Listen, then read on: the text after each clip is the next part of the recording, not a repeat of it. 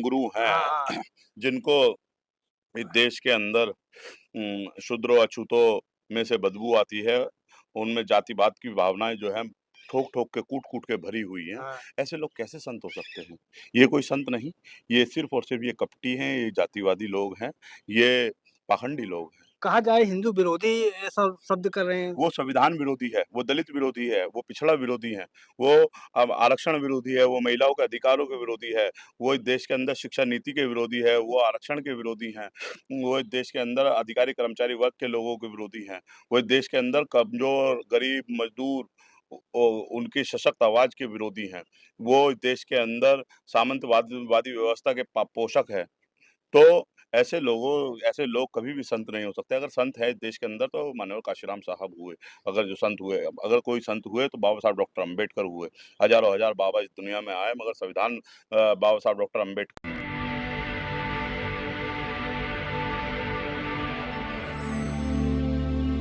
जय भीम, मैं मेवालाल और आप देख रहे हैं बहुजन समय। साथियों, इस समय पूरे देश में एक मुद्दा बना है कि 9 अक्टूबर को मानवर काशीराम जी का परिनिर्वाण दिवस आ रहा है। तो इसमें पूरे देश में मानवर काशीराम जी का परिनिर्वाण दिवस मनाने के लिए पूरा जी-जान से लगे हुए हैं। उसी सिलसिले में आज आज़ाद समाज पार्टी और भीम आर्मी के लोग भी तैयारी करने के लिए आए हुए हैं। तो उसी बीच में हमारे बीच दिल्ली प्रदेश में भीम आर्मी के स्तंभ जिसको कहा जाता है कि इनके बिना चंद्रशेखर जी का काम अधूरा है। तो उनसे समझूँगा कि आखिर भीम आर्मी आज़ाद समाज पार्टी कितनी तैयारी कर रही है मानवर काशीराम जी का वो जो परिनिर्वाण दिवस मनाया जा रहा है। और दूसरी बात ये है सर से पूछूँगा कि जैसा अभिषेक जाटव ने एक ऐलान किया है कि अगर लखनऊ में अगर 2 रैली होगी तो क्रांति होगी। सर कैसे देख रहे हैं जो मानवर काशीराम का परिनिर्वाण दिवस है, पूरे देश में जोर-शोर से मनाया जा रहा है, लेकिन कुछ लोग जो कहा जा रहा है कि लखनऊ में अगर 2 रैली होगी तो क्रांति होगी, कैसे देख रहे हैं? शुक्रिया मेवालाल जी।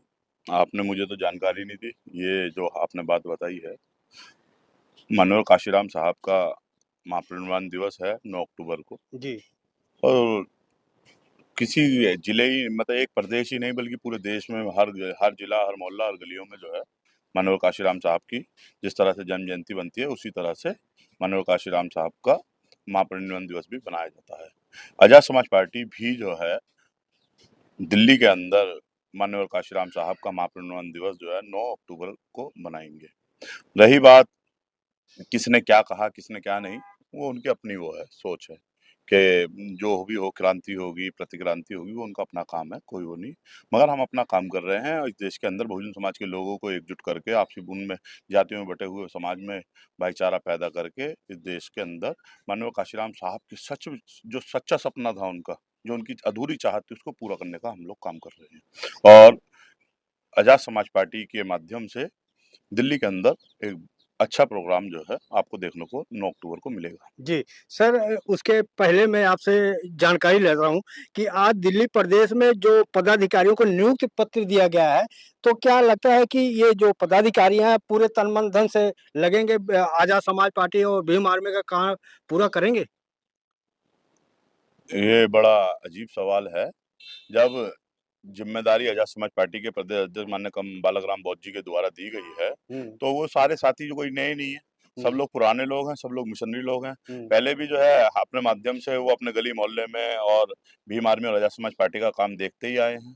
और दोबारा जो है पुनः उनको जो है दोबारा ज़िम्मेदारी दी गई है प्रदेश की ओर से। और आशा और उम्मीद भी करते हैं कि वो लोग जो है माननीय काशीराम साहब के बाबा साहब डॉक्टर अम्बेडकर के सपने को पूरा करने का काम करेंगे।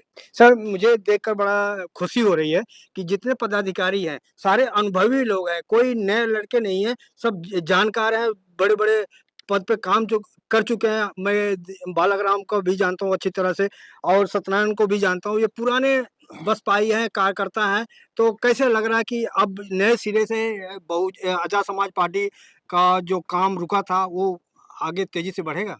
ये सही कहा आपने कि पुराने मिशनरी लोग हैं। हुँ, मैंने अभी बताया कि इन्होंने पूरा जीवन जो है इस आंदोलन को जितनी हमारी उम्र है उनसे ज़्यादा इनको जो है इस हुँ, आंदोलन को चलाते हुए जो है समय हो गया है। हुँ, हुँ, और ये सब लोग जो है अनुभवी लोग हैं और अपने-अपने क्षेत्रों में जाएँगे, लोगों में ऊर्जा ऊर्जा पैदा करने का काम करेंगे और जो साहब काशीराम जी का अधूरा मूवमेंट रह गया है, जो अधूरी चाहत रह गई है, हुँ, उसको पूरा करने के लिए ये दिन-रात मेहनत कर रहे हैं। हम भी इनके साथ जो है दिन-रात मेहनत कर रहे हैं। अभी आपको देखोगे दिल्ली के अंदर बहुत सारे परिवर्तन दिखाई देंगे।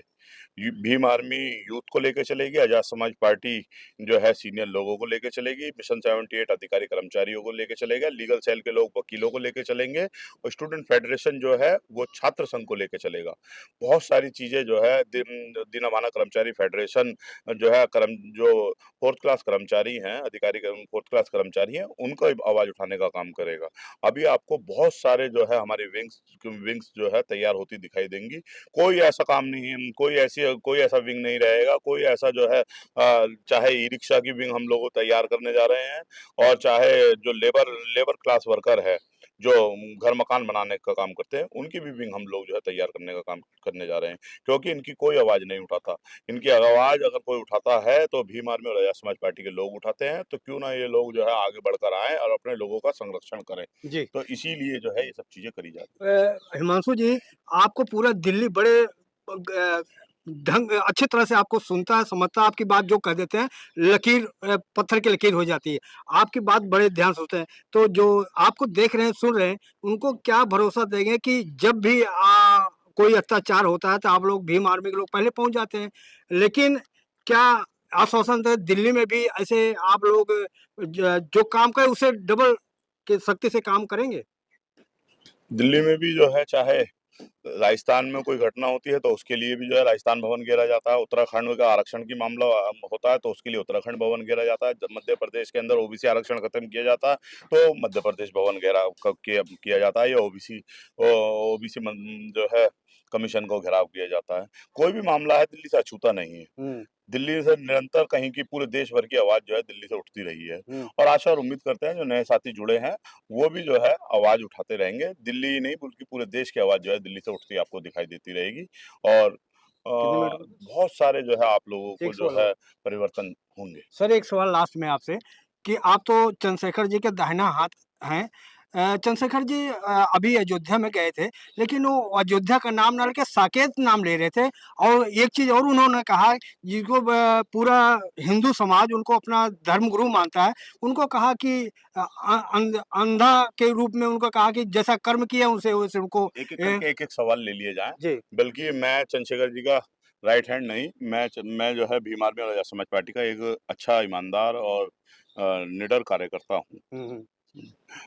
दूसरा सवाल आपका ये है कि अयोध्या का नाम जो है उन्होंने साकेत लेने का काम बात की। हाँ जी। सच्चाई तो यही है।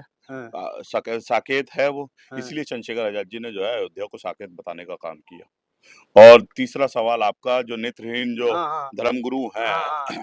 जिनको इस देश के अंदर शूद्रों अछूतों में से बदबू आती है, उनमें जातिवाद की भावनाएँ जो हैं ठोक-ठोक के, कूट-कूट के भरी हुई हैं। हाँ। ऐसे लोग कैसे संत हो सकते हैं? ये कोई संत नहीं, ये सिर्फ़ और सिर्फ़ ये कपटी हैं, ये जातिवादी लोग हैं, ये पाखंडी लोग हैं। कहा जाए हिंदू विरोधी ऐसा शब्द कर रहे हैं। वो संविधान विरोधी है, वो दलित विरोधी है, वो पिछड़ा विरोधी है, वो अब आरक्षण विरोधी है, वो महिलाओं के अधिकारों के विरोधी है, वो इस देश के अंदर शिक्षा नीति के विरोधी है, वो आरक्षण के विरोधी हैं, वो इस देश के अंदर अधिकारी कर्मचारी वर्ग के लोगों के विरोधी हैं, वो इस देश के अंदर कमज़ोर, गरीब, मज़दूर उनकी सशक्त आवाज़ के विरोधी हैं। वो इस देश के अंदर वादी व्यवस्था के पोषक हैं। तो ऐसे लोग कभी भी संत नहीं हो सकते। अगर संत है इस देश के अंदर तो माननीय काशीराम साहब हुए। अगर जो संत हुए अगर कोई संत हुए तो बाबा साहब डॉक्टर अम्बेडकर हुए। हज़ारों हजार बाबा इस दुनिया में आए मगर बाबा साहब डॉक्टर अम्बेडकर के आने से पहले और संविधान के लिखने से पहले कोई भी अछूतों का जो है और कोई भी दलितों का, पिछड़ों का, महिलाओं का किसी ने अधिकार नहीं दिलाए। मगर एक बाबा आए जिनका नाम बाबा साहब डॉक्टर अम्बेडकर है। उन्होंने जो है देश के अंदर लोगों को अधिकार दिलाने का काम किया, चाहे वो दलित थे, चाहे वो पिछड़े थे, चाहे वो महिलाएँ थी, चाहे वो अल्पसंख्यक थे, चाहे वो सिख थे, चाहे बौद्ध थे, चाहे वो ईसाई थे, उनको अधिकार दिलाने का काम किया, तो वो बाबा साहब डॉक्टर अम्बेडकर ने किया। और रही बात उनकी जो इस देश के अंदर जो है खुद आपने वो पूरी बात नहीं बताई। चंद्रशेखर जी ने कहा कि हमने तो ये सुना है शुरू से कि पिछले जन्मों का जो है कर्म जो है हाँ, जो वो हम पिछले जन्मों के कर्म जो है अगले जन्म में आते हैं। तो इसका मतलब इससे ये बात स्पष्ट होती है कि पिछले जन्म में कोई जो है गलत काम किए होंगे हाँ, भद्राचार्य जी ने, जो उनको इतना बड़ी जो है वो जो जो कुदरत दोनों है आँख उन्होंने दोनों आँख चली गई। कुदरत है जो उन्होंने इतनी बड़ी सजा उन्हें दी। जी, मैं दोबारा कह रहा हूँ, ऐसे संतों ऐसे ऐसे पाखंडियों से, ऐसे बाबाओं से हमारे लोगों को बच के रहना चाहिए। हमारे लोगों की मुक्ति का रास्ता सिर्फ और सिर्फ स्कूलों से हो सकता है। हमारे लोगों की मुक्ति का रास्ता संविधान से होकर गुजरेगा। हमारे लोगों की मुक्ति का रास्ता शिक्षा से होकर गुजरेगा। चाहे वो किसी भी तरीके की मुक्ति हो, चाहे वो अन्याय के खिलाफ में मुक्ति हो, चाहे वो बेरोजगारी के खिलाफ में, चाहे वो गरीबी के खिलाफ में, चाहे वो अपमान के खिलाफ में, कोई भी वो हो, वो सारी की सारी मुक्ति के जो रास्ते निकलेंगे इस देश के अंदर, तो संविधान से होकर निकलेंगे। मैं सभी लोगों से आपके चैनल के माध्यम से कहना चाहता हूँ कि लोग संविधान को पढ़ें और अपने अधिकार जो उसमें लिखे हैं उसको पाने के लिए संघर्ष करने का काम करें। सर शुक्रिया। सर ये 9 अक्टूबर को दिल्ली में कहाँ प्रोग्राम हो रहा है, जो आज़ाद समाज पार्टी की तरफ 9 से है जो 9 अक्टूबर को प्रोग्राम जो है आपको दोबारा बुला के मेवालाल जी जल्द ही जो है बता दिया जाएगा कि कहाँ पे प्रोग्राम किया जाएगा। अच्छा प्रोग्राम रहेगा, आप लोग आएँ। धन्यवाद। धन्यवाद। तो देख सकते हैं किस तरह हिमांशु वाल्मीकि ने अपनी बात खुल के कही है। कैसा लगा बातचीत प्रतिक्रिया में ज़रूर बताएँ। मैं मेवालाल बहुजन समाज दिल्ली।